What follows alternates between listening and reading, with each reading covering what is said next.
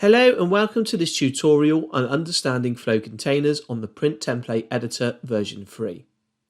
This video will show you how to make continuation pages for information that will need to flow to other pages. For example, you may type more notes than usual and they will need to flow to another page. Or you may add lots of items and they will also need to flow to another page. So let's get started.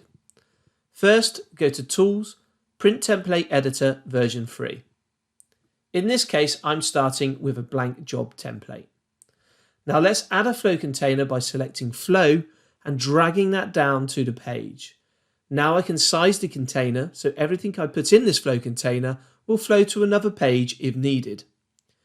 First, I'm going to put a text box in the flow container that I've created by going to Text and dragging that down to the flow container within my page.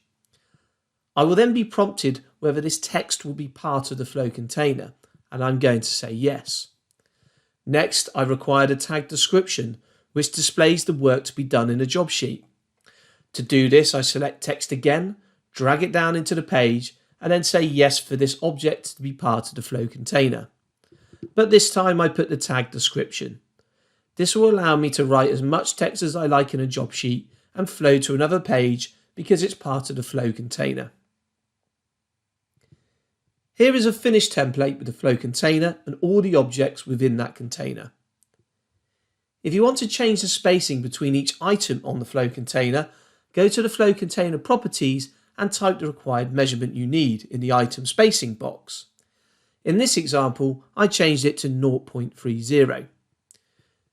You can also easily move the objects in the flow container by selecting the arrows to move them up or down.